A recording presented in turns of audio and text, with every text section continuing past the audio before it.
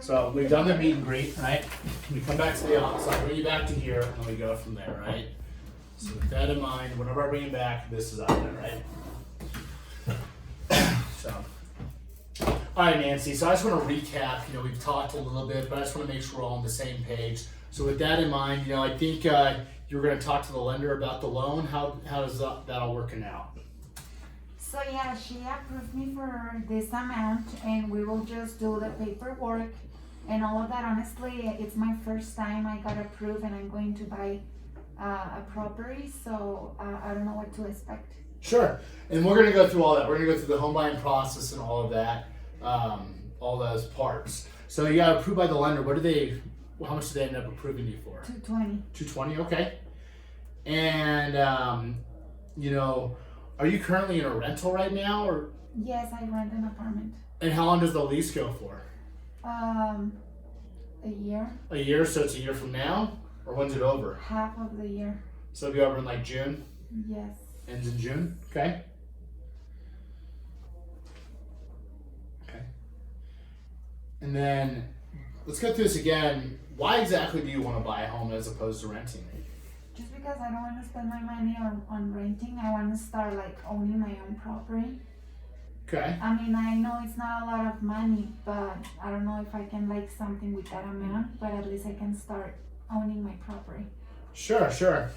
And is it just you or is there anyone else involved?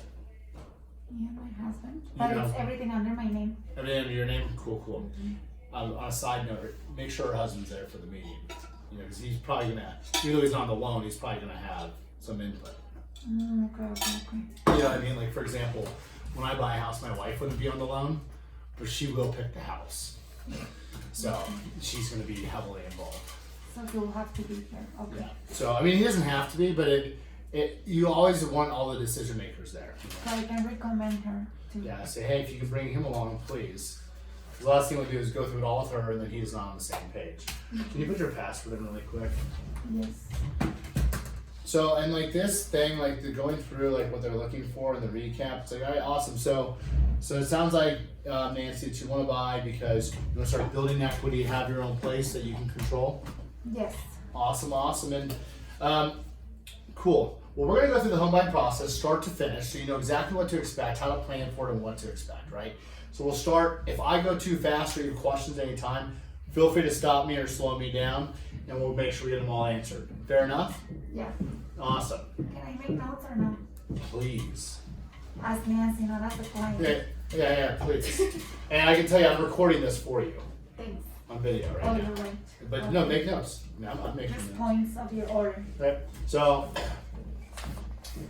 and hey Nancy, one other thing. Have you ever bought a home before?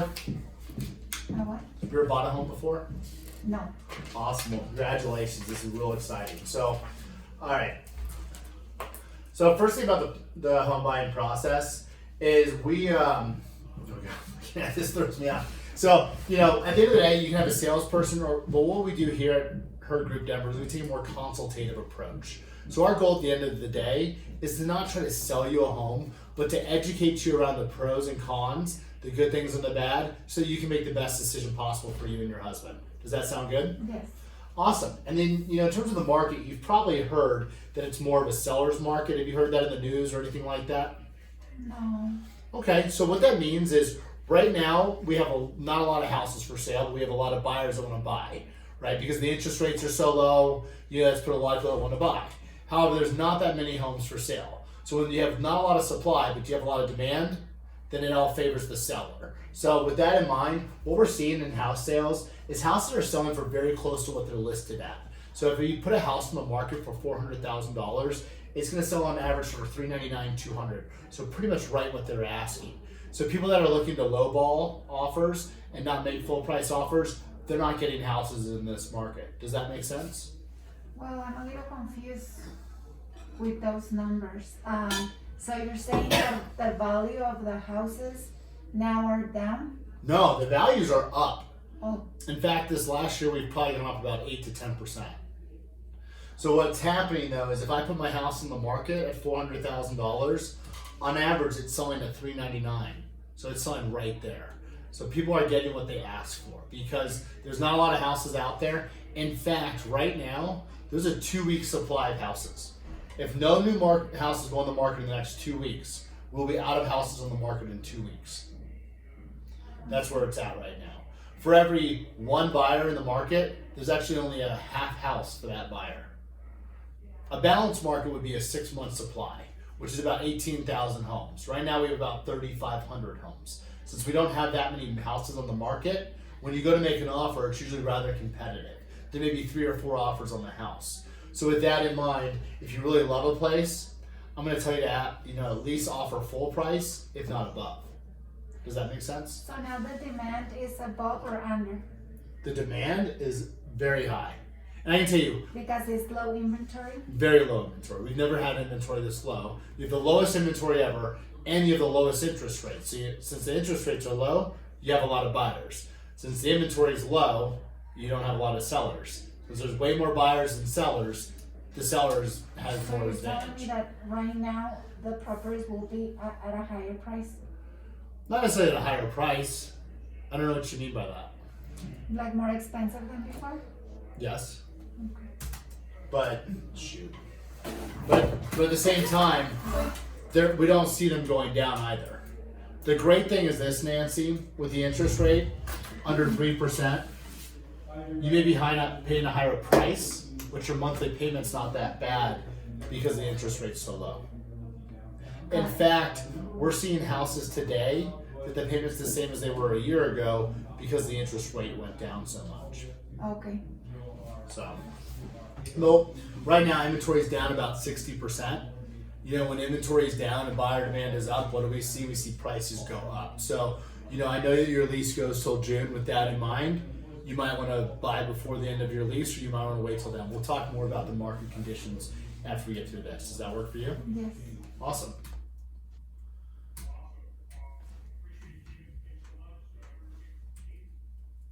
What's the next one? The next one. Space bar? Present.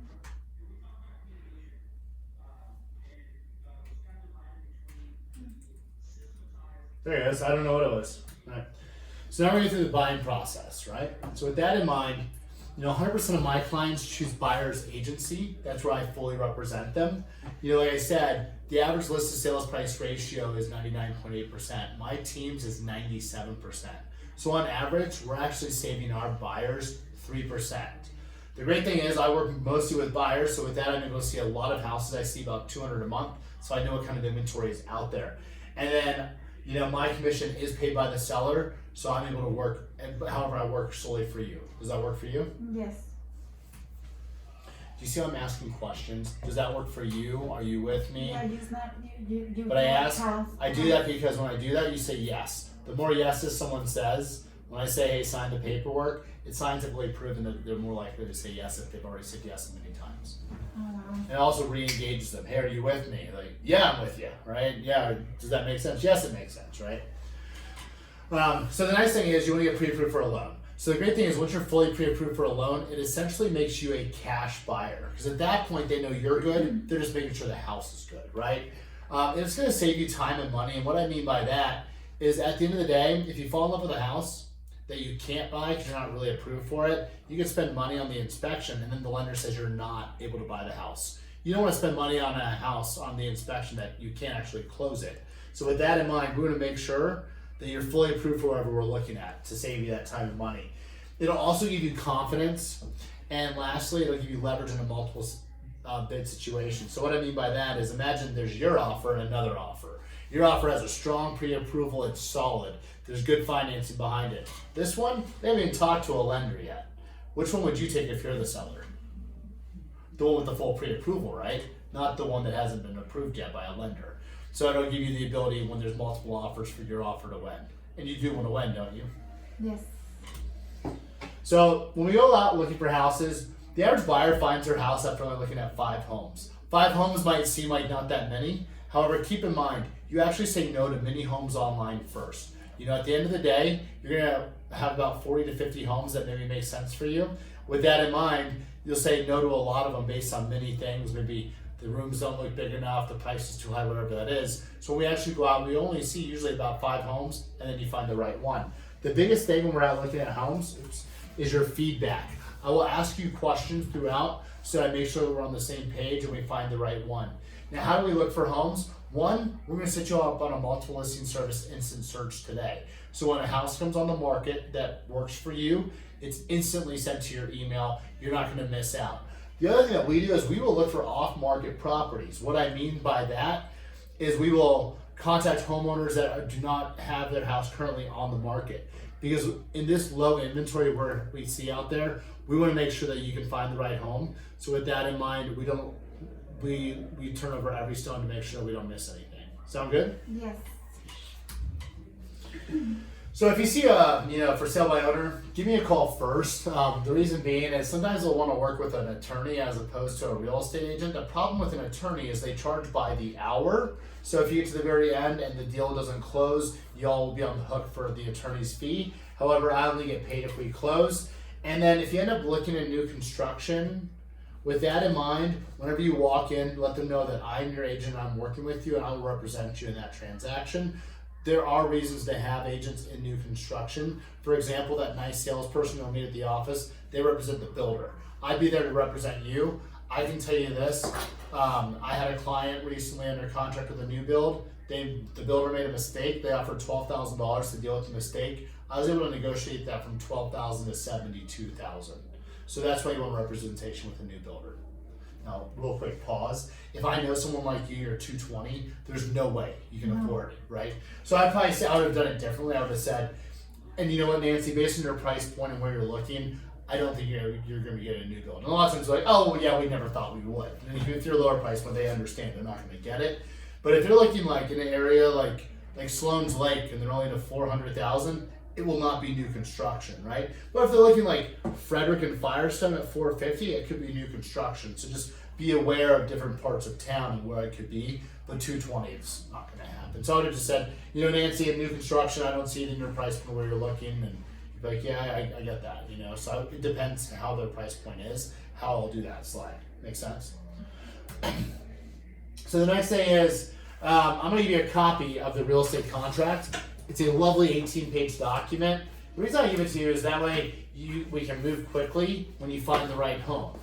Now, I'll let you know all the contracts that I use have been approved by the Real Estate Commission. I don't just write up my own. So in this folder here, I have a few different things. One, that contract that I told you about. So like I said, it's 18 pages of fun, Nancy. The biggest things are this right here. These dates and deadline section are really important. We'll want to make sure that we don't miss a date or deadline. When we go under contract, I'm here and my transaction manager is here to make sure we stay within the dates and deadlines. Do you do the contract or the agent? What do you mean? This contract. I mean, this is the contract if they want to buy a house. I give them a copy so that when we find a house that they want to buy, they've already had a chance to look at it. They're not like, oh, well, let me look at these 18 pages. And that's what we say, right? So today I'm going to give you a copy of the contract so that when we find the right house, we can move quickly, right? Okay, so once we have the house, you the broker will do this? Yeah, I'm the one that fills the contract out. But I just say, hey, at the end of the day, guys, I'm going to give you a copy so you can get familiar with it. That way when we go to make an offer, we can move quickly. Look at the dates and deadlines section. That's going to be a big part when we're under contract. The other big part of this is going to be how much we're spending on the house. That's where we're going to put purchase price. Everything in this is important. Like I said, Nancy, get familiar with it. That way when we go to make an offer, you know what to do and you're good to go. And if you can't sleep tonight, read it. It'll help you fall asleep. Yeah, like that's what I say. And I say, also in here, there's other great things. There's information about my team over here. And then on this other side, I have moving checklists. I have information about title, what it is, and how it protects you. And then just information about the loan process too. If you have questions on any of this, Nancy, just let me know. You're going to take this home today. Okay. So that's where you have like a bunch of information, right? And the reason that second thing is in there, right, about the real estate commission, why? They don't know you that well sometimes, right? Mm-hmm. So you want to make sure they trust you, understand who you are. And with that in mind, you're not writing your own contracts. Who's approving your contract? The real estate commission. It just gives credibility to it, right?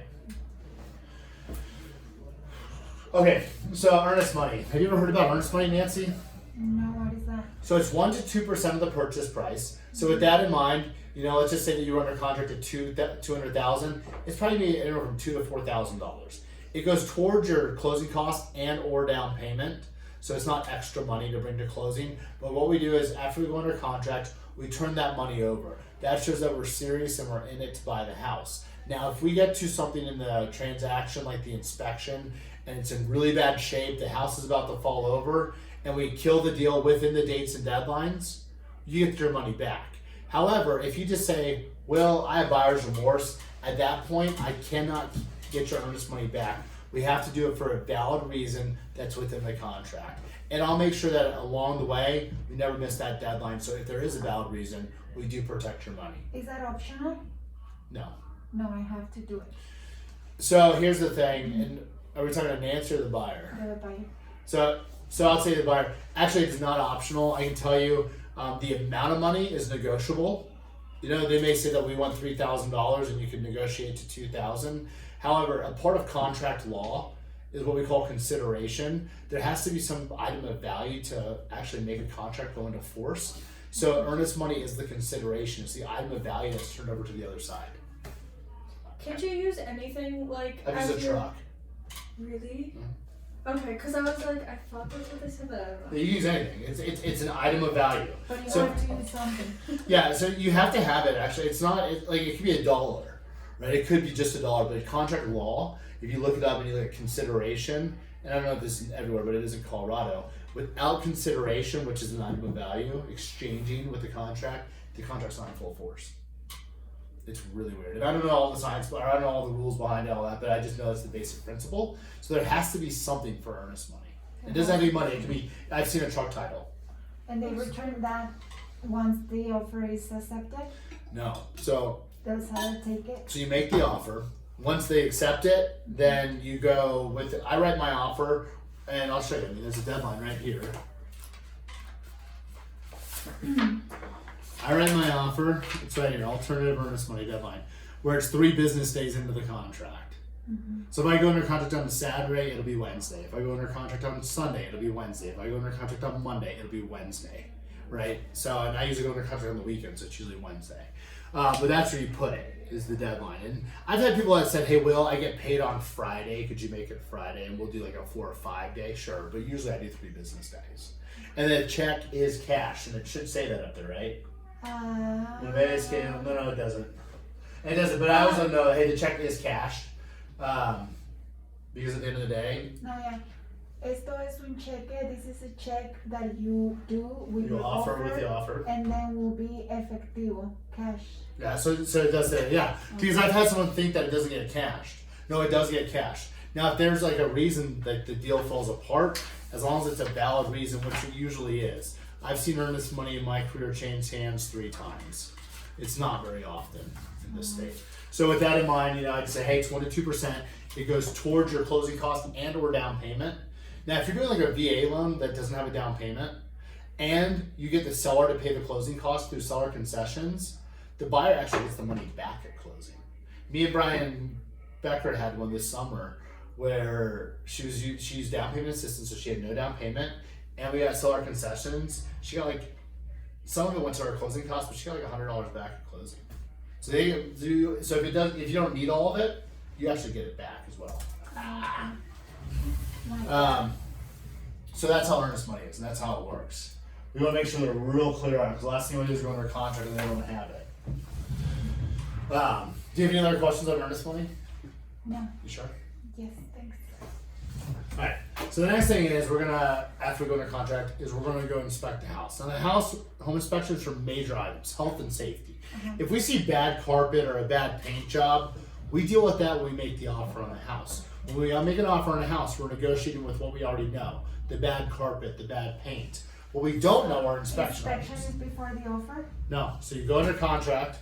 So first we go under contract, we turn over the earnest money, and then we do the inspection. So this is all sequential. So when we're looking at it, and here's where we're setting expectations. Because inspection's not for bad carpet. It's not for things that we already know. It's for things that we don't know. Right? Because you don't know if the roof's good or not. You don't know if the furnace is good or not, the hot water heater, right? You don't know these things. you may walk in, and I can look at a roof sometimes and know it's bad, but you may not know. We're not roof experts. We're not climbing on the roof. So what I say to them is we're inspecting for major items, things like carpet. We've already dealt with on the purchase. When we negotiated the offer, that's when we negotiated the cosmetics. So the inspection is really just for those health and safety items. At the end of the day, I have an inspector that I think is great. I'll give you their information. What I like about them is they actually have a warranty on their work. So if they miss something and it's faulty in your house, they will fix it or replace it, either one. So I do like most home inspectors don't do that. Just so you know. Okay. And then I add, there's no licensing requirement in the state of Colorado for home inspectors. I could start my own home inspection company tomorrow. I might be good, I might be bad. So when you pick one, make sure they're reputable, since there's no licensing requirement. So the client looks for an inspector or us as We send them an email when we're in their contract, like, here's who we recommend, and I can tell you 9 out of 10 times they work with who we recommend. So they have to contact the inspector. Well, and what we'll tell them is, hey, you can go onto their website and you can schedule it, or if you want, we'll schedule it for you. So they can do it either way. Okay. So if they want, like, I have some clients that schedule it, and some they're like, hey, can you just do it for me? But Corey, you don't have to send that out. So Corey, once we're under contract, she sends out an email. Hey, the next thing you do is get your scheduled inspection. Here's who we recommend. If you want us to schedule it for you, let us know. If you want to work with someone else, you're welcome to. If you have any questions, let us know.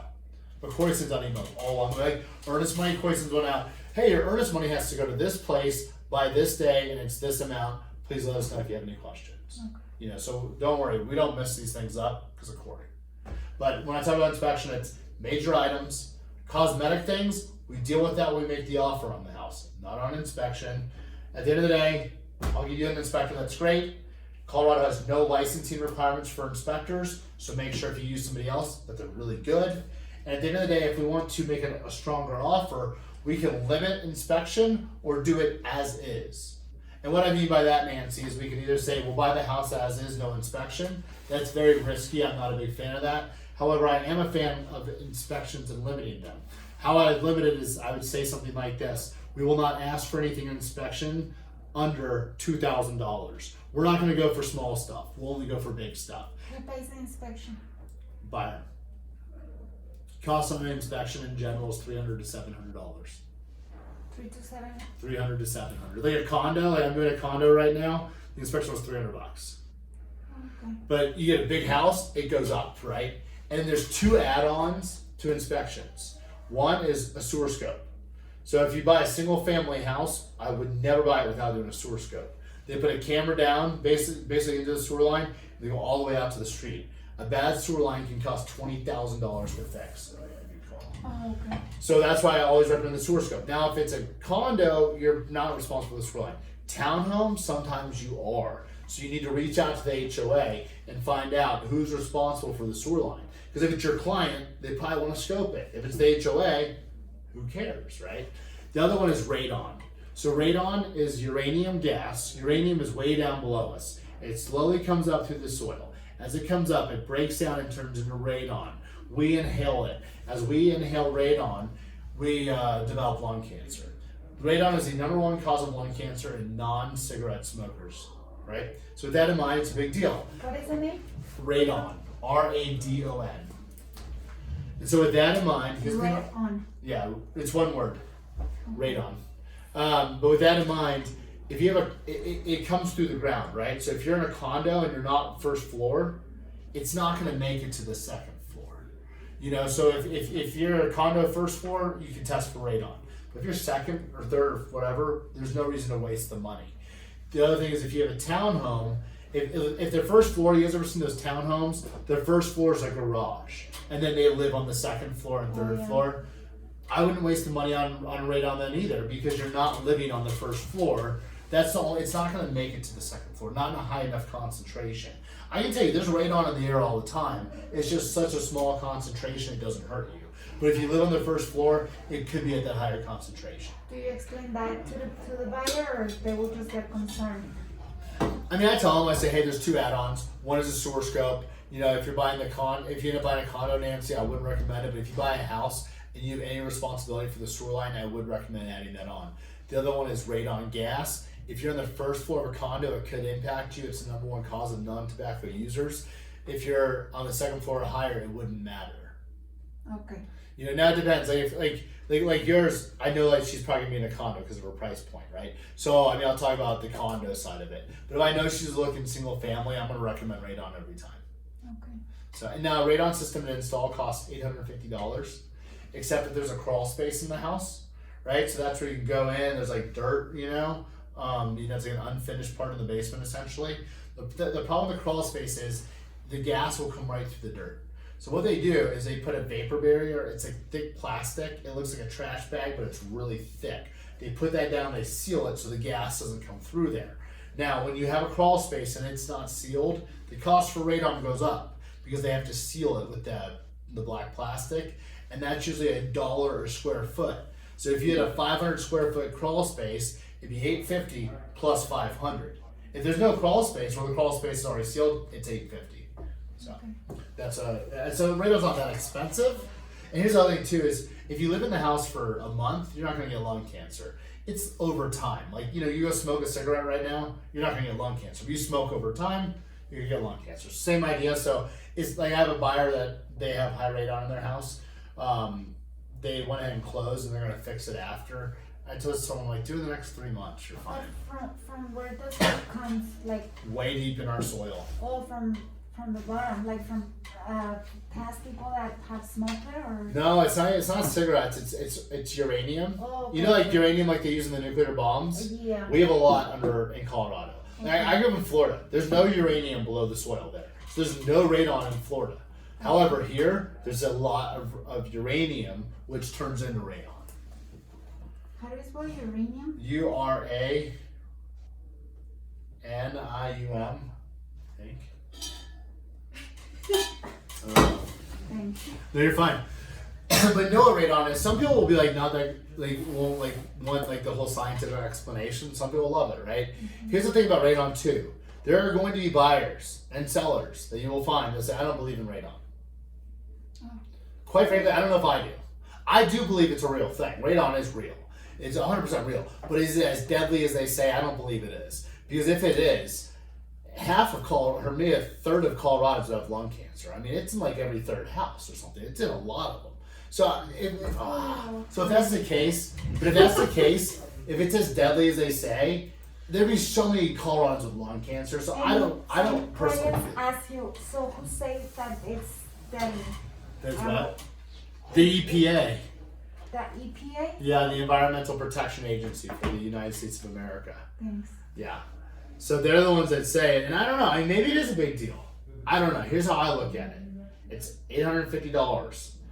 If I'm the buyer, I want to get the seller that owns it today to fix it. I don't want to fix it 5 years from now when I sell the house, right? So whether I believe it or not, let's get them to fix it, you know? And then sellers, when they don't believe in it, and they're like, I'm not going to do that, I'll say, look, it's $850. We got the price you want. You give the $850, we get it done. Whether you believe it or not, perception is reality, and that buyer's perception is that it's real, and we can't change that. So either we fix it or we move on to the next buyer. But I will tell you, most buyers are going to have issues with high radon. So I would recommend go ahead and do it, and the seller will say yes or no. But I always have to educate clients on it, and I can tell you there's, 20% of the population that will not believe it. It's real. And does it make sense what I mean by limited inspection? So like, let's just say like on inspection, I could ask you to fix it. It only costs $5, only $20, only $30, right? Little small nitpicky things, and that could be a real pain in the ass, right? So what I'm saying by limited inspection is up front we tell the seller, we put it into the contract, we will not ask for anything that's under $1,000 or under $2,000 or under $3,000, right? The higher you go, the more it protects the seller and makes your offer look better. Right, because a new furnace, $2,500, $3,500, somewhere in there. So if the furnace is bad and I say $2,000 under, I won't do. Well, with that in mind, I can still get a furnace. I can still get a roof. A roof's like $10,000. I can get a sewer line fix, but water heater, if it's $2,000 and under, I'm not going to ask for. So by saying limit is because you have a certain amount for that inspection. Yeah, I'd say if the item's not over $1,000, I'm not going to ask you to fix it. No more than what? You can say whatever you want. You can say 1,000. You can say 2,000. You can say whatever. But if there's 3 offers on the table and they're all identical, all of them are the exact same, except yours says, I won't ask you for anything on inspection under $2,000. I would take that one if I was the seller, because if these ones, they may ask me for little things on inspection. You're not going to ask for anything under 2,000, so your offer is better because you've limited your inspection. But if the water heater's bad, they're not going to have to fix it because the water heater's about $1,300. If there's radon, they're not going to have to fix it. So I usually set it at $1,000. So you as an agent have to know a lot of things that you can present to the seller to win the offer, but at the same time, your buyer has to approve it. Correct. So we don't make the decision if our buyer limits inspection or not. We say, hey buyer, here's something you can do. You can limit your inspection. It would make your offer stronger and may get your offer accepted. Now the bad thing is, buyer, if we put it at 1,000 and there's radon, you're gonna have to do the radon. So we educate them. Here's the pro and the con. The con is you'll have to do the radon. The pro is, well, hey, you get the house, right? Are you willing to do it? And I've had them at 1,000. I've had some go to 2. I've had some go to 3. Okay. It just depends. But it's where you have someone with weaker financing that can't go way high on price. They can go better there. Okay. So there's multiple terms to a contract. This would be one of them. So the next thing that we do after the inspection is we do the appraisal. So an appraisal on average costs about $500 to $700. Talk to your lender. Every lender, it's a different cost, and every loan, it's a little bit different too. So see what that looks like. The big thing is you're not going to overpay for the house. So let's say we're under contract at $200,000 again, Nancy. If the appraisal comes in at $200,000, we're good. That's what we thought. We were under contract there. Came in at $200,000, we can move to close. So that's after the loan and everything, and appraiser says what is the value? Yeah. Because if the appraiser, let me just keep going with this. Okay? Yeah, sorry. Let me get through the slide and then ask me some questions. So we're under contract at $200,000. The appraisal comes in at $200,000. Fantastic. That's what we thought the house was worth. Let's say the appraisal comes in at $210,000. Well, just so you know, the seller cannot renegotiate. They can't push the price up to $210,000. We stay under contract at $200,000. So when it's over, no big deal. That's good news for you. It's good for the appraisal to be over. But the seller can't push the price up. It stays at $200,000. Now let's say the appraisal comes in under. Now we have a problem. It comes in at $190,000. That means the bank's only going to loan for $190,000. So either A, the seller could drop the price to $190,000 to close the deal. B, you could bring an additional $10,000 to close that $10,000 gap. C, the seller could drop some and you could bring some to close the $10,000 together. Or D, the deal would die and fall apart and you get your earnest money back. So if the house doesn't appraise, if it comes in low, if it's $10,000 low, the buyer brings 10 to the table, the seller drops it 10, a combination, or maybe it's 5,000 out of each person's pocket, or the deal dies. I'm confused with that part because if the appraiser says it's 200, then the seller cannot go more than 200. No, well, because you already have a contract that says we're buying for 200. So you go under contract, you do the earnest money, you do the inspection, and then on the appraisal, the appraiser gives an opinion of what they believe the house is worth. So if your contract's 200 and it's 200, good. That's what the contract says. If the contract's 200 and it's above 200, it doesn't even matter. It could be $500 above. It could be $500,000 above. If it's above, that's just instant equity you have in your house. Because your house is worth more than you bought it at. That's a good thing. If it's under though, so you're under contract at higher than the value, someone's got to close the gap. The buyer could bring 10,000, the seller could drop it 10,000. Oh, it's a negotiation. It's a negotiation at that The point. says it's 200, but the seller wants more, and then the buyer obviously wants to pay less. So No. We don't negotiate unless it's under. If it's at 200, there's no negotiation because that's what we thought it was. That's why we made the offer at 200. If it's above 200, the seller can't renegotiate. The only time there's a renegotiation if it fits under. If it comes in low, how do we fill this gap? How do we do it? Is it the seller dropping the price? Is it the buyer bringing extra money? Is it them both doing it? Maybe 3,000 from the seller, 7,000 from the buyer. What does it look like? So we only negotiate when we have a gap. If you have that gap and it does come in lower, and you, let's say, you give them $3,000 for earnest money, right? And they're like, all right, well, since we, have that $3,000 for earnest money, can they use that earnest money and like let's say the seller says, oh yeah, we'll bring in the 7 and then you bring in the 3, with the earnest money, are they allowed to do that at the end of the closing because they're supposed to get the money back, or no? No, you don't get your earnest money back. Your earnest money goes towards your closing costs or down payment, and or. Okay. Now, if you don't have a down payment because you're using down payment assistance or you're doing a VA loan, Yeah. and you already have your closing costs are paid by the seller, you wrote that in the original offer, you get earnest money back then. But usually you have some money to bring to closing. Okay, yeah. So you already need that $3,000 to bring to closing. Okay. So it wouldn't work in that sense. It would only work in that sense if you had nothing to bring to closing. Then you could say, oh well, instead of you giving me my $3,000 back at closing, I'll just apply that. Yeah. I guess that's what I meant. Yeah, it could happen that way. But that means you have no down payment and no closing costs. Well, that's a good day. It does happen. It happens mostly with VA loans. Yeah, because they get 100%. They have no down loan payment, about. Yeah. but they do have closing costs. So if you get the seller to pay the closing costs, you do a seller concession in your original offer, then you can do that. Just so you guys know, on January 7th, I think it is, the first Thursday of next year, I'm teaching the contract to buy and sell real estate. Okay. Okay. I'm going to go line by line. Every first Thursday of the month, I teach a contract, and I'm starting next year with that one. And The listing? February, I'll do listing. March, I'll do this one. I'm going to do this one today with you guys. And then in April, I do common disclosures and addendums. So well, let me tell you, okay, the average is 500, 700 for, The appraisal. okay. The best part is that you won't pay anything. You will not overpay. So it says Oh, you will not pay more, right? Uh-huh. You're not going to pay more than the house is worth. What about if the seller wants 10 more? They can't. If it comes, you mean so 200,000, but the appraisal comes in at 210. Opposite. So it comes in under.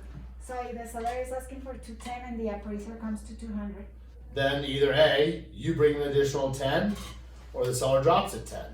So there, where it says you bring the additional 10 and it says you won't pay more. Well, you don't have to pay more. You can choose to. Oh. So that's the great thing is you're not going to overpay for a house unless it comes in low and then you decide to bring in extra money. That's your choice. Okay.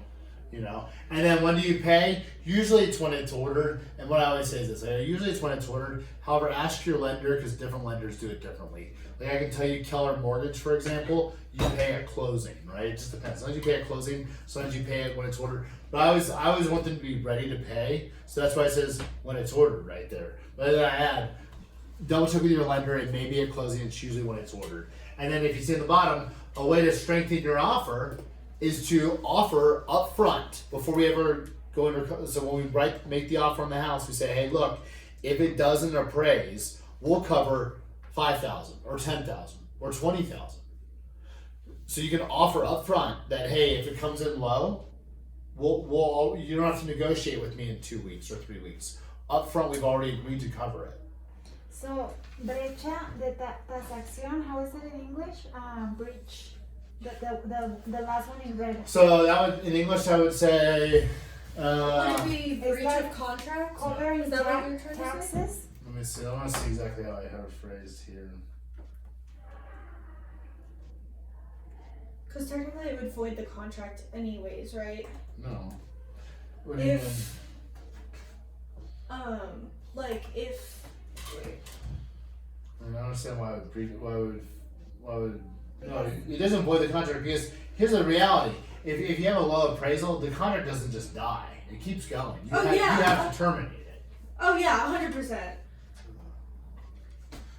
So what that says is something to the effect of one way to strengthen your offer is to offer appraisal gap coverage. I'll tell you exactly what it says. So it says appraisal gap coverage can strengthen an offer. So gap coverage is when there's the gap, Nancy, and you have to fill it, the $10,000 gap we keep talking about. So gap coverage would be offering that up front. So what we say is, hey, one way you can strengthen your offer, Nancy, would be if we did have that $10,000 short, but when we make the offer, we tell them up front we would cover a shortage. So in Spanish, the word tasación for me comes from taxes. So does that word have something to do with taxes? Or No, because gap coverage is you have a gap. So the house is you're under contract at 200, appraisal's 190. There's a gap, so you're promising to cover the gap up front. So appraisal gap coverage.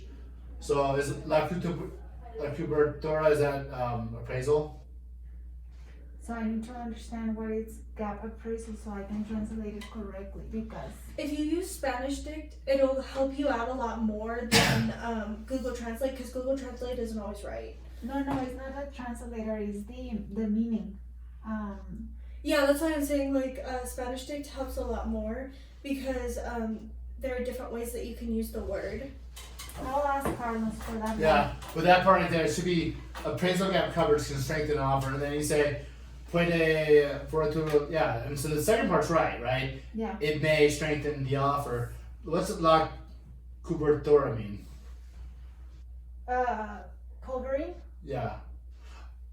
Oh, so I see what you're saying. Covering of the breach of transaction, or covering the breach. Yeah. So yeah, I see what you're saying. So But I don't know.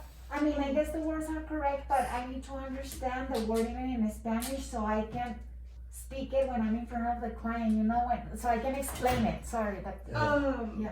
You could say what like if you said because that's evaluating your new house. Yeah. So you don't want that. How do you say appraising in Spanish? Evaluating. That can't be it. This one here, is- I got you. Hey Siri, ¿cómo se dice appraisal in Spanish? Tasación. In Spanish, como se dice appraiser is? Tasación. This- So this is the word. So, That's appraiser. yeah, but I don't understand. Yeah, the word in this is appraisal. So if the appraisal comes in high enough, you can get a little lower. Actually, that would probably be Just something got it. good that she could just. No, actually, just got it. Tasación is gap. Is it? No, I'm sorry. Brecha is gap. Brecha. Yeah. And then tasación is appraiser. So tasación is the correct word. So instead of evaluando, it would be Yeah, that sounds right. tasaxiando tu nuevo hogar. But that word in Spanish is like Yeah. La Yeah. tasación is appraisal, assessment, rating. I was not familiar with that word in Spanish, tasación, but it's the correct word. Yeah, that is. So breach of gap. So that'd be breach or gap of appraisal. So yeah. So what does cobertura mean? The appraiser Covering the gap of the appraiser can strengthen your offer. It's like coverage. Yeah, I think that one. I think it works. yeah. Maybe ask Carlos, but I think that works. You're saying covering of the gap will strengthen your offer or could strengthen your offer. The only thing I have to change is the word Top left. evaluando for tasación. Yeah. But I didn't know that appraiser because I didn't even know about that word in English. Appraiser in Spanish is tasación. Yeah. So that should work fine there. So, but I mean, I just go through. I said, here's the price. You're probably gonna pay when it's ordered. Ask your lender.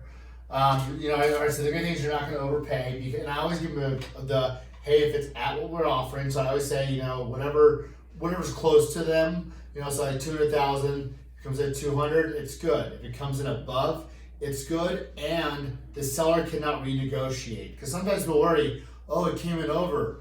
Does that mean the price goes up? No, the price does not change. Okay. If it comes in under, then we have a breach of tasación, right? We have a gap now, right? I will send him a message before I forget. Yeah. So we have a gap, then we have an issue.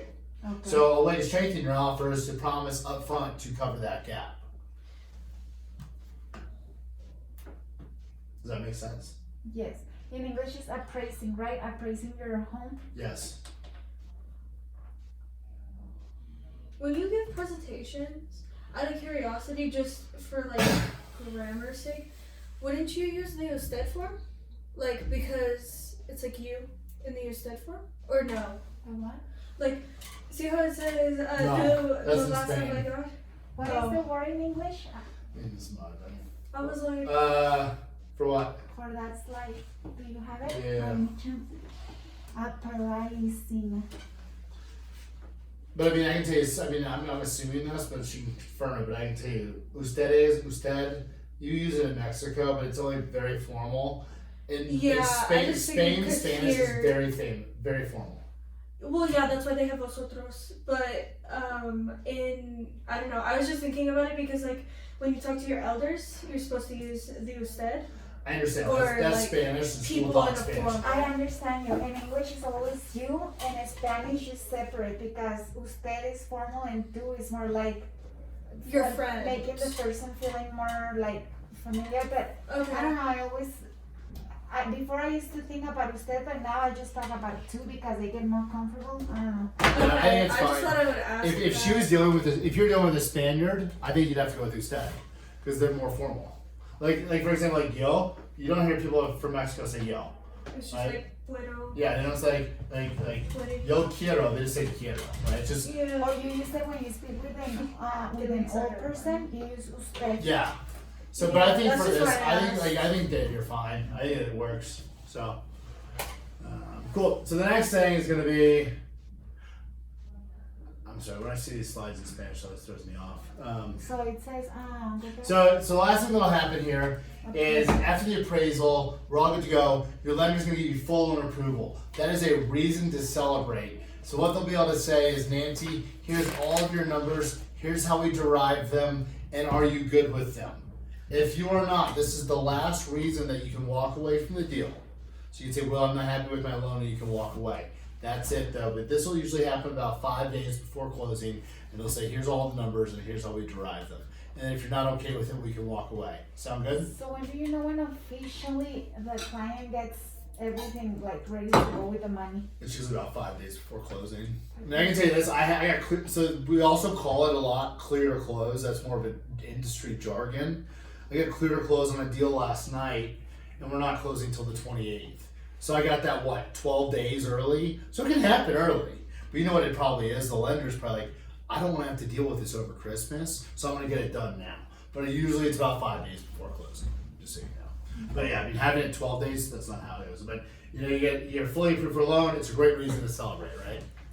So after that, all your hard work's paid off, we're going to go to the title company. You'll know exactly how much money to bring with you, you'll sign a bunch of documents, and you'll own the house.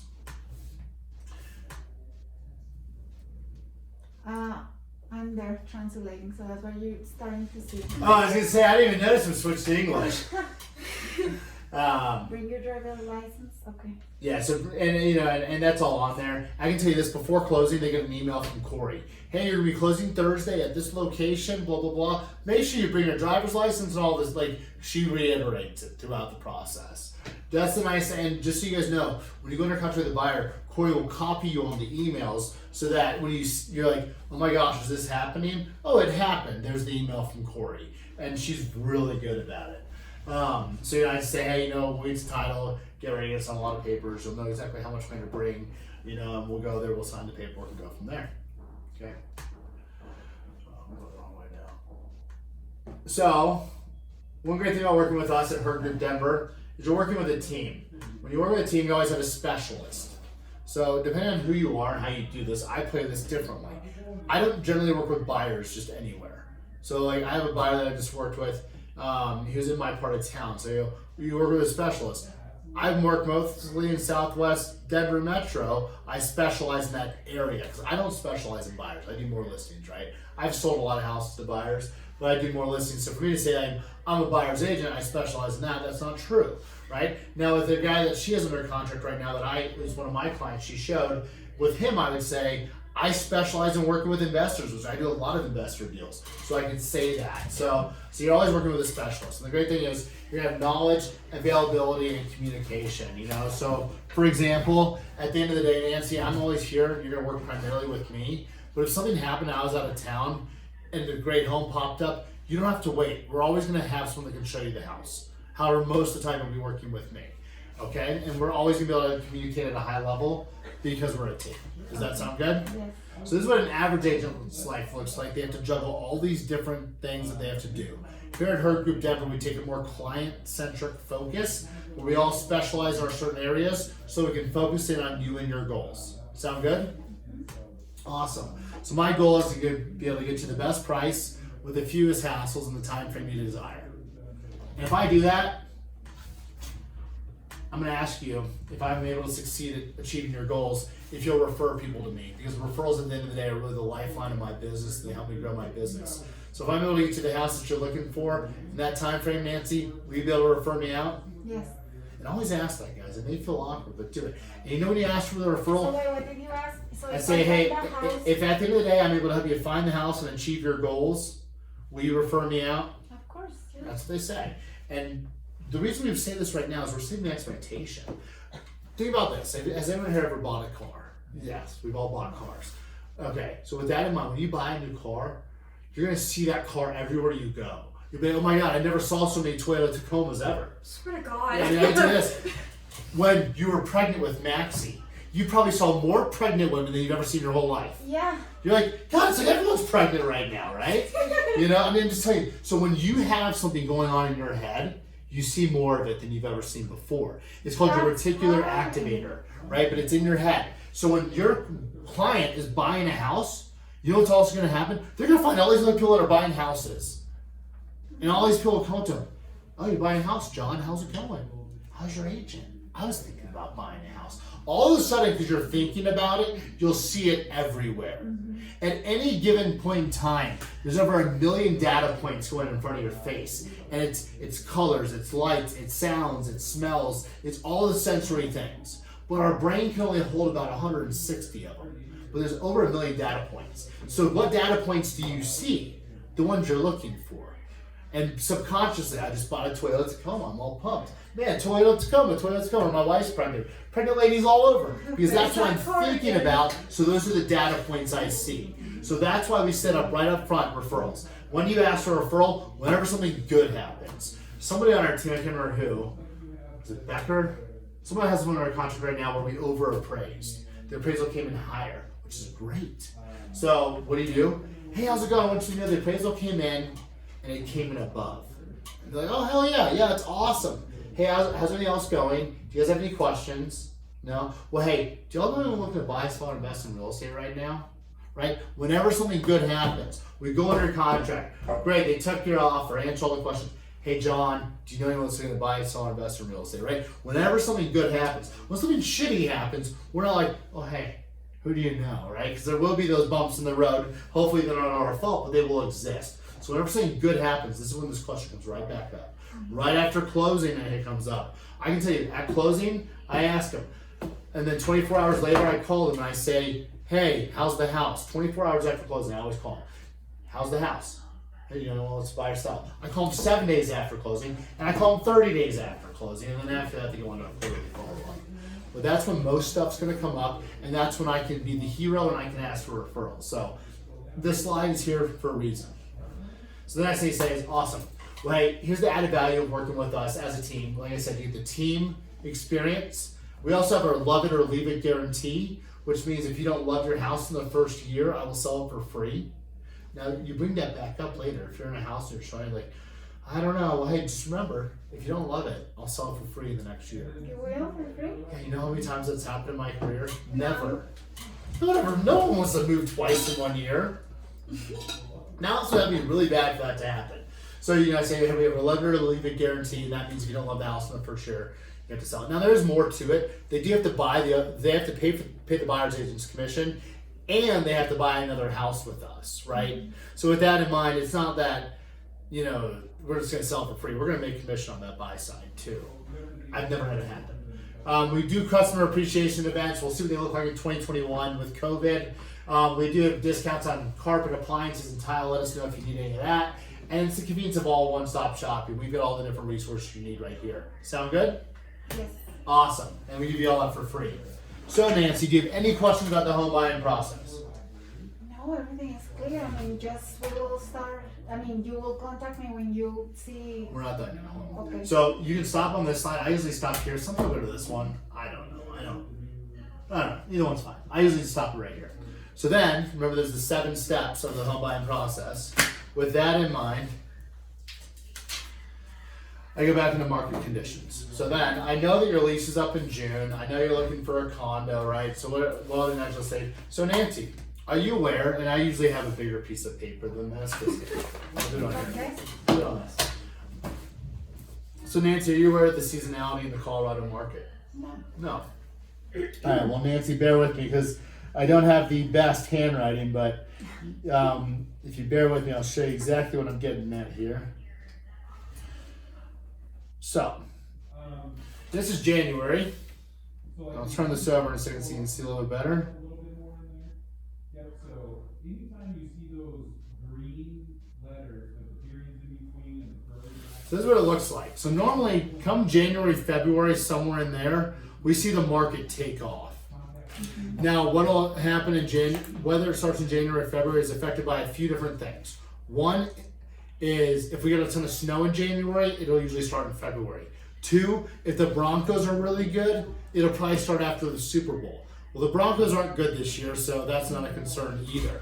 So somewhere in January, February, we're going to see the market take off. And between there and this is the May-June mark right here, is where most of the appreciation happens. We're seeing between 7 to 12% increase in the market right here. And then we get to May and June, and a lot of buyers say, you know what, it's summertime, let's cool down, let's go camping, let's go traveling. And I can tell you with COVID, I think we'll have a lot of traveling next summer when stuff starts to open back up. So we see the market flat now. It doesn't go up or down, but it just goes flat. And then we get to August, September, and we actually see the market dip a little bit. Because what happens is people say, hey, let's just put it off till next year, the kids are back in school. And then we get to mid-November, December, and we see it tick up a little bit more. And the reason is there's a lack of houses for sale. So you told me that your lease is up in June. So with that in mind, if you wanted to try to buy now, as opposed to waiting until then, the house you could buy might be 7% cheaper. If you wait until June, the $200,000 house might be $214,000. So if you're okay with that, we can wait till June. However, if you want to move quicker, that may save you quite a bit of money. Does that make sense? Yes. So that's where I talked to them. And now your client is educated with the data, and they can decide what makes sense. Does she want to try to make it happen now, or does she want to wait till the end of release? Do you want to buy it when the price is here, or buy it when the price pushes up? And I can tell you last year was a little bit different. So right now the prices are cheaper. Yeah, I mean every year they go up. But what we usually see is this is what we've seen the last few years, maybe 10% here, 0% here, -2 here, +1 here, right? So we see it go up 10, nothing here, go down to -2 there, so now we're at 8, and then it goes up 1% at the end. So for the entire year, you see 9%. That's kind of what we've seen and stuff like that. Now last year, I can tell you, the entire year was 4.8%. So this was probably closer to 7. This was probably -4, and this was +1. So 7 minus 4, we're down to 3, +1, we're at 4, right? So last year, 2019 was 4.8%. We don't know what 2020 is yet. We'll know at the end of the year. But my guess, I know 2020 has been about a total. My guess is 2020 is about 10% increase. So, which is good. Now, so that's where my wife and I are looking at buying a home. I want to go under contract now. I don't want to go under contract here. Now, here's the other thing though. This is when the market's really fast. Stuff is selling really quick. This is when it slows down a little bit. So this is if I want to buy and sell. I have to sell my house to buy, and I want to do it here. So depending on my goals, if I'm only buying, I want to do it here, not up here where the market's gone up, right? So it just depends. So I say that, and I say, so based on that, what are you thinking? And you might say, I don't know yet. Well, hey, cool, talk to them, and we'll go from there. So the next thing I have for you, Nancy, is this. This is the contract for me to represent you. So now we're at step number 5 in the process, right? So, like I said before, I'm going to go through this. Do you want me to read to you word for word or paraphrase? Paraphrase. That's what they always say. Now, when I do my contracts class, I'll go through word for word. You guys should know this word for word so you can explain it. So here's how I literally explain them. You're going to see I skip over huge sections. So, like I said before, all my contracts have been approved by the Real Estate Commission. That's what this box is saying here. This next section right here is saying that you might want to talk to a tax accountant or a legal counsel because this is a real contract. Went on down to here. I'd be your buyer's agent, not your transaction broker. As a transaction broker, I'm more of a referee. As a buyer's agent, I'm more your coach, and I'll show you what the difference is as we get through the contract. I'm part of a multi-person firm, and I literally usually have a pen in my hand as I do this. I'm in a multi-person firm. My office has about 320 agents in it. At the end of the day, and instead of teach class, it would have their name here. I'd say, hey, is your name spelled right? Awesome. Yes. My brokerage is Keller Williams Realty. You deal primarily with me, Will Story.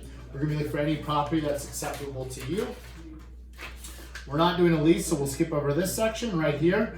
Our contract will go from today until a year from now. Now, if at any time I'm not earning your business, I do have a cancellation. I'll show you that when we get there.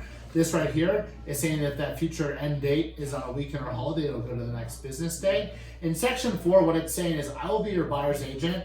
However, I'm going to be your buyer's agent unless I have a relationship with both. So what I mean by that, Nancy, is I can't be a buyer's agent and a seller agent at the same time. So if you fall in love with one of my listings, I have to become that referee or transaction broker. Now there's about 3,500 homes on the market. The chance of you falling in love with my listings is very slim.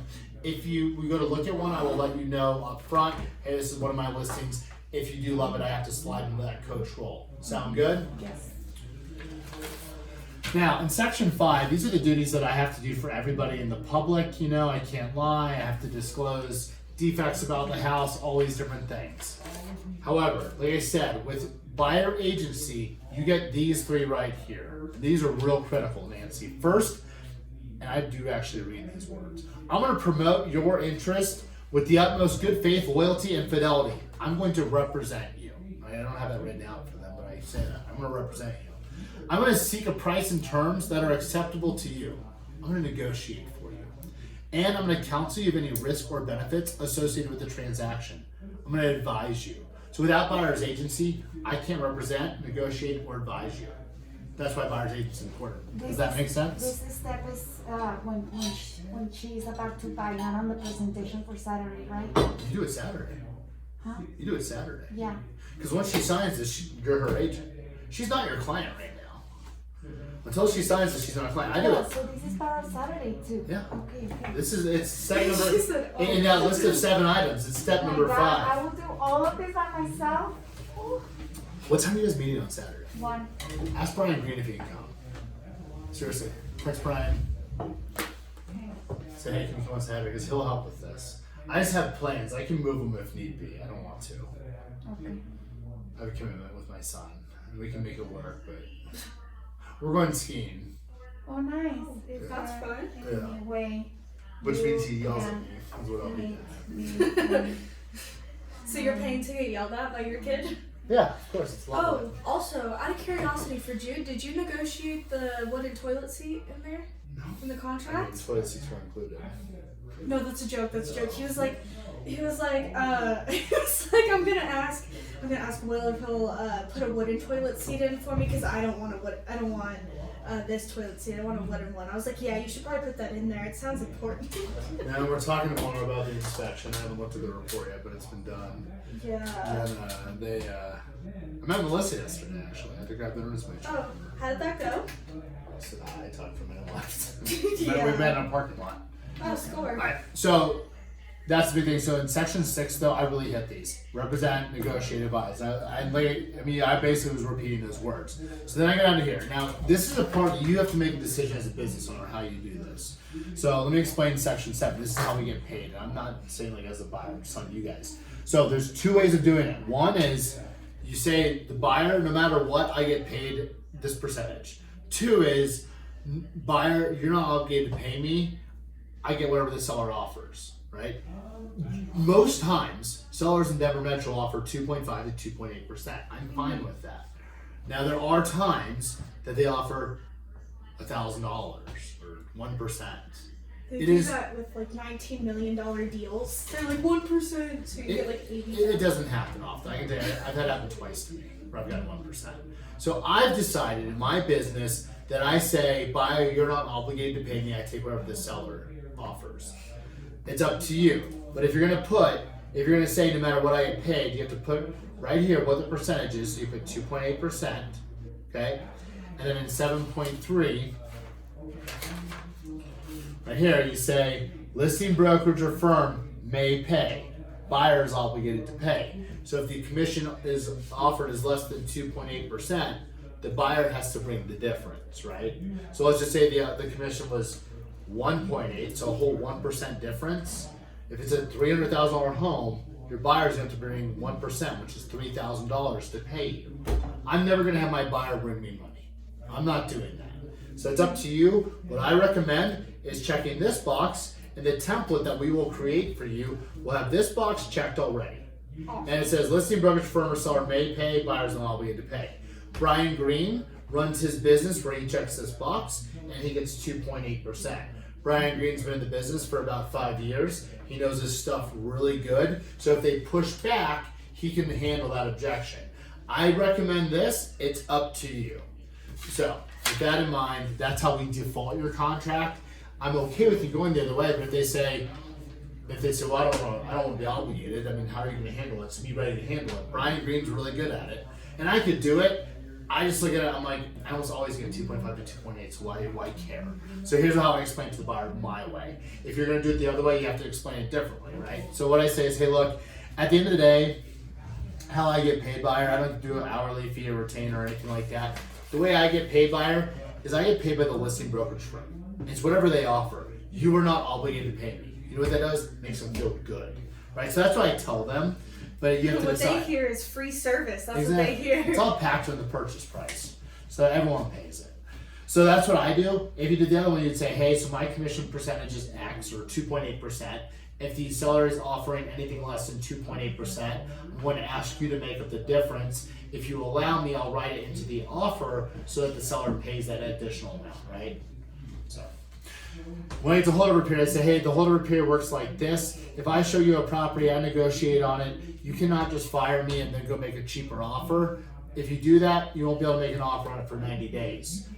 Right? That's essentially what holdover period is. Holdover period's weird, and I'm never going to sue anybody for commission. I'm just telling you guys that. I'm not going to do that.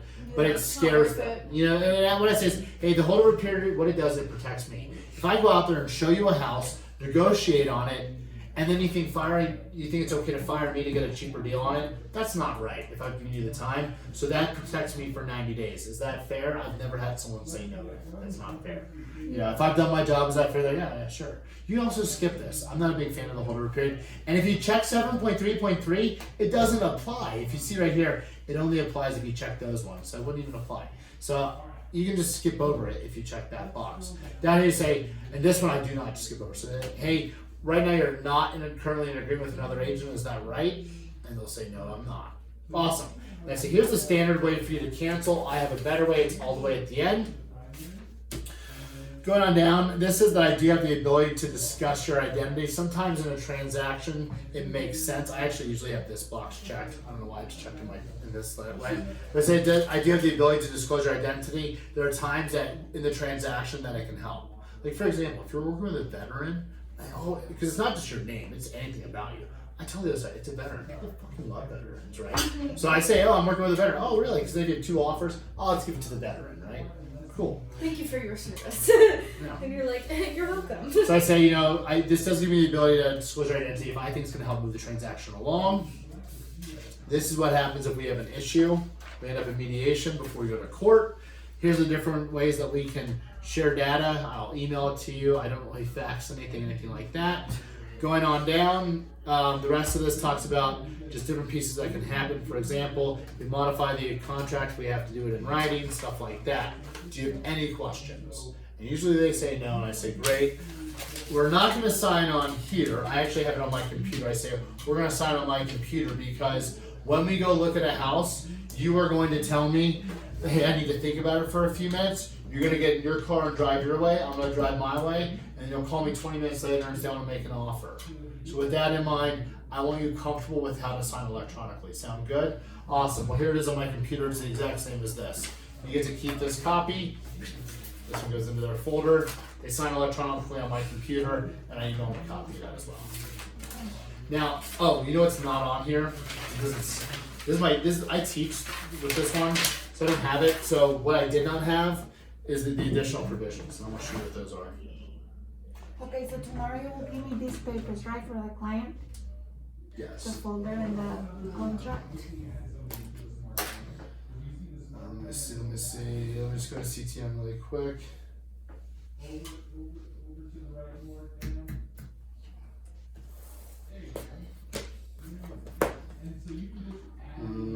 need a buyer contract really quick.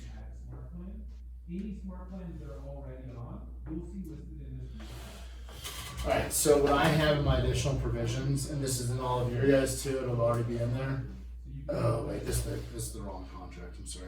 It's not the buyer agency. And I would say start now, so you can just email, it sends about 15 seconds after you get it. So, at any time, for any reason, any party of this agreement may terminate. So when I get to this would normally be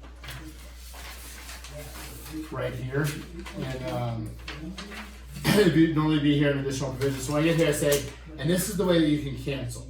At any time, for any reason, you can fire me. And this language would be right here. As I say, at any time, for any reason, you can terminate. So if I'm not earning your business every day and your trust, shoot me a text, email, and we can go our separate ways. Sound good? The owner's like, oh yeah, sounds good. And I say, and the other thing, because there'd be another one right here, is a disclosure about my team. So it says, broker is a member of Herd Group Denver.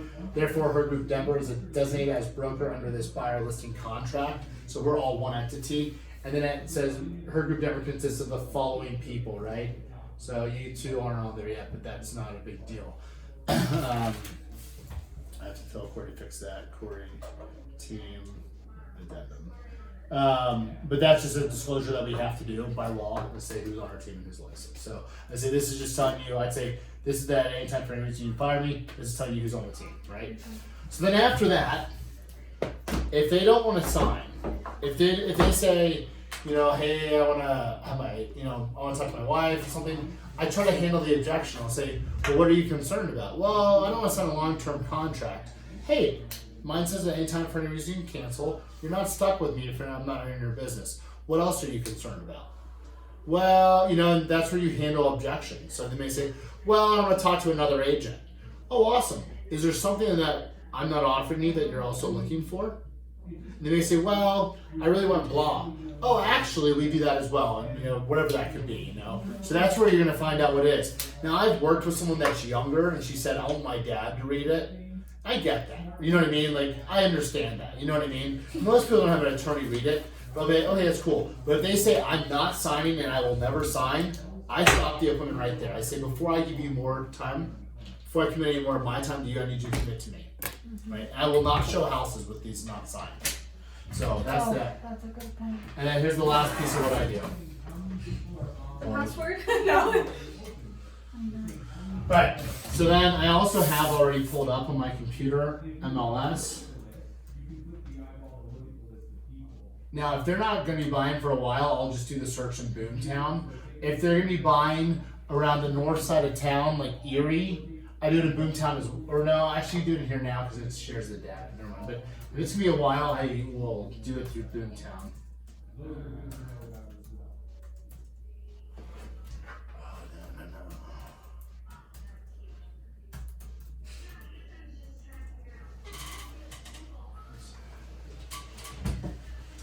So, I will already do this before I ever meet with somebody. If you go to My Matrix and you go to Contacts, I will already go into here and make them a contact, right? Put their name, first, last name, and email. I don't put everything in. All I put in are those 3 yellow boxes. But you don't do that in front of the client. No, I already have it done, right? So before we meet, they're already in here. So I don't have to, and I'll show you why. So I say, okay, so Nancy, we know your price is $220 and under, right? I'm not gonna check single family. I'm just gonna see what comes up, right? So just play along with me, Nancy. How many bedrooms and bathrooms do you want? 2. 2? Okay. 2. Now let's go to the map really quick. What part of town do you want to be in? South. South. Okay, what does south mean to you? So no passing Castle Rock. So down by Castle Rock? Yeah. Okay. And keep in mind, and this is you guys know, see all these green dots? Those are the houses. So like, where's she gonna buy? 220 and under. She ain't buying Castle Rock. Fuck. No, it's not. Yeah, it is. Like no, Castle it's not. Pines? No, Castle Pines is expensive. Castle Rock is not Castle Pines. Well, yeah, I guess. Alright, so this is where she's gonna buy, if she wants to buy. There, maybe over here, right? But this is where most of them are, right? So with that in mind, like, people that are lower price point, I'll say, hey, look, see the green dots, that's where the houses are. You know, if you can spend $600,000, there's green dots all over, right? So I'd say, if this area doesn't work for her, she's gonna have a really hard time, because this is where most of them are. I hope she can live in Southeast Denver / Aurora. Do you know if she can? I will ask her. Do you know where she's looking? No. Do you know where she lives now? No. God, I hope she can live over here. Let's just pretend this is where she's gonna look, right? Because that's really about it, right? So with that in mind, I always say, like, well, tell me where you're gonna live. If they say Aurora's huge. I'll say, well, give me streets, right? So maybe say, well, I want to be south of Colfax. This is Colfax right here. I don't want to go east of E470. That's E470. I don't want to go south of Bellevue. That's Bellevue. And I don't want to go really into the downtown area of Denver. So I'd like to be, you know, east of Colorado. This is Colorado right here, right? So with that in mind, I'll go, cool. So you got Colfax right here, out to E470, and then down here to Bellevue, and then back up, right? So there's 34 houses, Nancy, how exciting, right? So then I go to results, and then I can go here, and I can go to save, new auto email. I've already got their name in here, right? And I'll do the new home search or whatever, you know, blah, blah, blah. I usually do the new home search. And then if they're ready to go, like she's pre-approved, it's usually ASAP, right? Because the house will go quick. If she's a few months out, it might be like, how often do you want it, right? And so we can do some settings in here, right? Awesome, cool, save. And then the last thing I do here is say, so Nancy, you're gonna get the first email in about an hour. With that in mind, let me just kind of walk you through what it looks like. So you go to auto emails, and you're down to, what did I just call it? There's that search. And you go to open in portal. So this is what it'll look like on your end, Nancy. Now, if you're looking on a cell phone or a tablet, it's going to look a little bit different. What I like is on the right side, as I go over a house, do you see on the left side how it shows up on the map? Mm-hmm. I like that. Or if I'm on the left side, I'm like, ooh, this is a great location. I can click on it, and it'll bring it right up on the right side. So I really do like this split view that it does. I'm just going to open a random one and walk through it. So if you click on one, a few things about it. Over here, it's going to tell you just kind of a summarization about it. Up here, if you love a property, you can save it as a favorite possibility, or you can discard it, it'll go away. Okay, and you can always go up here to the middle to get back to your favorites. As you go down, there can be anywhere from 0 to 40 photos. Now, Nancy, I'll tell you this. Don't let bad photos scare you away, because you know what? They'll scare other buyers away. But if it's dark or just not good photo quality, don't let that be the reason you say no. Because other buyers will say no because of that, but it might be a great house. Unfortunately, not all real estate agents use professional photographers. This one didn't, I can tell you that. Right, so I always tell them, don't be scared of the photos. And actually, Brian told me that he can't maybe, but he will go with this, with me tomorrow. Another thing, it's 1:30 and I have to. You have to go to Maxie's appointment? Maxie, and then 2:30 his appointment. Gotcha. So the other thing I'm gonna say is, don't put anything in here that's time sensitive, because I will not get the email. And then I just tell them over here, here's all the information about the house. Just get familiar with this. You know what I mean? And then the last thing I do is say, so Nancy, you'll start getting these houses, you know, talk with your husband, let me know. When you guys want to see one, give me a call or a text, and let's get out there quick. The good ones are going to go fast, so as soon as you see one you're interested, let me know. If there's a certain condo complex you're really interested in that works in your price point, let me know too, because I'll actually go and knock those doors and look for things that are not on market, okay? Okay. Awesome. You. And if I don't hear from you, I'm going to reach out to you. I usually say like 5 days. I'll reach out to you on Monday just to check in. Sound good? Sounds good. Awesome. Thank That's you. what. So that's cementing the next step. That's Perfect. the last step. Well, so this question back, you do it in front of the client, right? Everything I did, yeah, just like that. Yeah. She's like, So Maybe in the corner of- take this and kind of finger through it. Now look over here. Make sure I just put a business card in there. I don't have anything. Well, there's that side too. me either, it's okay. Do you want to practice tomorrow? I will, definitely. Let's practice tomorrow. What's your Yeah. schedule like tomorrow? 8 to noon. 8 to noon. Do you want to? Let me just double check. But Can you do it 11 or no? no, we have that lunch tomorrow 11. Can you get here at 8 o'clock and we'll just do it right at 8? Yeah. Let's do that. And I want you to be the agent. I'm going to help walk you through it. And I can do Saturday at 1 if you want. I mean, I can tell you. Or you want me to ask her if she can change it for 1? No. I mean, No, I mean, it's fine. I will just. here's the thing. Like we talked about this. When you read Maxie a book and you mess up, he I doesn't thought know. about that. He doesn't know. You just know keep what? going. Just tomorrow, I will just go over with you to the page where you talk about the options of your commission. Well, and here's this. If you don't feel comfortable going through a buyer agency, don't. We'll do it later.